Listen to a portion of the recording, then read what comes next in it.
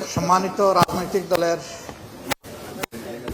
নেতৃবৃন্দ, সুশীল সমাজের সম্মানিত ব্যক্তিবর্গ, সুধীমণ্ডলী, দেশবাসী, সাংবাদিক বন্ধুগণ, আজ আমাদের ইতিহাসের একটি গৌরবমাখা দিন। ৭১-এর মহান মুক্তিযুদ্ধের মধ্য দিয়ে যে স্বাধীন দেশকে আমরা পেয়েছিলাম, তার সাথে আমরা সার্বভৌমত্ব পাইনি।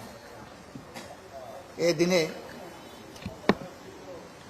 সারা দেশবাসী তরুণ যুব সমাজের নেতৃত্বে সংঘবদ্ধ হয়ে ফ্যাসিবাদের হাত থেকে দেশকে মুক্ত করেছিল, এই আশায় যে স্বাধীনতার পাশাপাশি আমরা পূর্ণ সার্বভৌমত্বটা পাব। কিন্তু দুঃখের বিষয়, 2 বছর চলে গেল, আজকে পুরা 2 বছরই হলো। এই সময়ের ভিতরে 18 কোটি মানুষের সেই আকাঙ্ক্ষা পূরণ হলো না। এর মধ্যে নির্বাচন হয়ে গেল, সংসদ নির্বাচন এবং তার সাথে গণভোট। এই নির্বাচনের আগে বর্তমান সরকারি দল, বিরোধী দল আমরা সবাই একমত ছিলাম 2টি ভোট একদিনে হবে, যদিও আমাদের দাবি ছিল যে গণভোটটা আগে হওয়া উচিত। বর্তমান সরকারি দলের চাপাচাপির কারণে পরিবেশ অসুন্দর না হোক, সেদিন আমরা মেনে নিয়েছিলাম।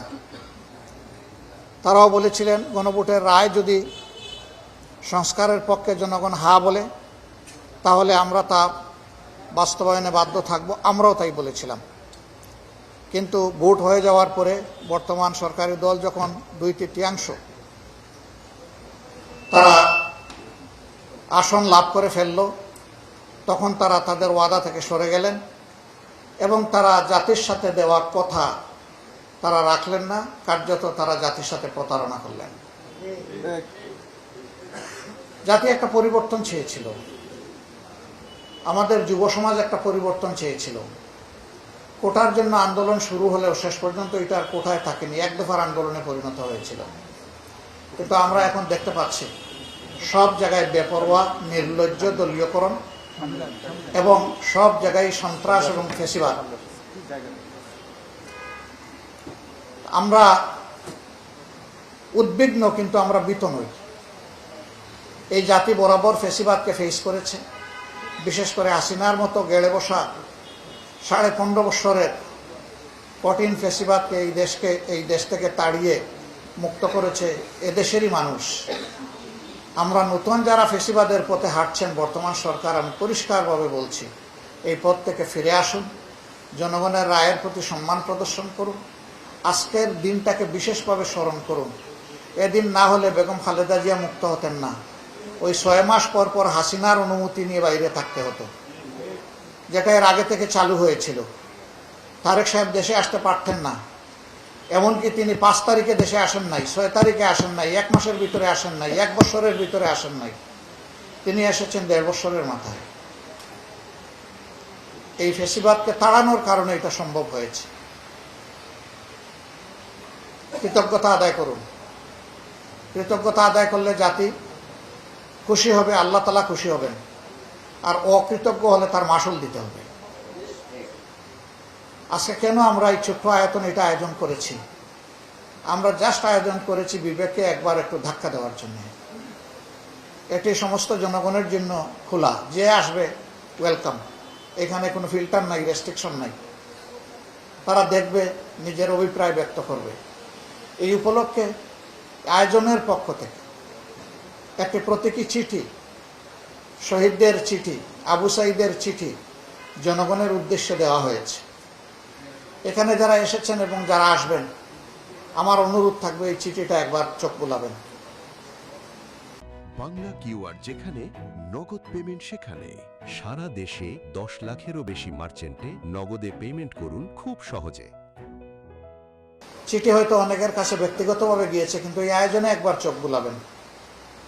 চোখ বুলালে আমাদের বিবেকের কাছে যে প্রশ্নগুলো জাগ্রত হবে, তার উত্তর আমাদেরকে দিতে হবে। অর্থাৎ এ দায়িত্ব আমাদেরকে পালন করতে হবে। আমরা অঙ্গীকার ব্যক্ত করছি, এই দায়িত্ব পালনে আমরা বদ্ধপরিকর। আমরা কোনো লোভ এবং কোনো ষড়যন্ত্রের কাছে মাথা নত করব না।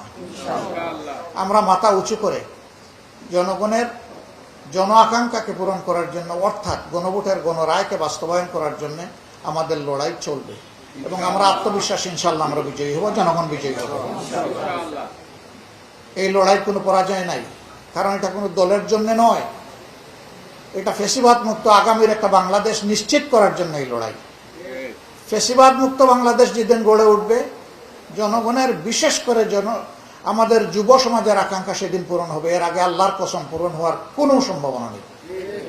গত 4 দিন ধরে বাংলাদেশের শিক্ষাঙ্গনের চিত্র আপনারা দেখতে পাচ্ছেন। কি ডিফারেন্স কি? একই চিত্র, সেই রামদা, সেই কিরিশ, সেই হাতুড়ি, সেই চাইনিজ কুড়াল, সেই হেলমেট, সেই বাইরের টুকাই, সেই বাইরের সন্ত্রাসী। শিক্ষাঙ্গনের পবিত্র অঙ্কনকে তারা কলুষিত করছে, রক্তাক্ত করছে। এই বাংলাদেশের জন্য আমাদের শহীদরা জীবন দিয়ে যায়নি। এই বাংলাদেশের জন্য জুলাই যোদ্ধারা যুদ্ধ করে নাই। এই বাংলাদেশ থামাতে হবে, আকাঙ্ক্ষার বাংলাদেশ গড়তে হবে। ইনশাআল্লাহ সে পথেই আমরা এগিয়ে যাব।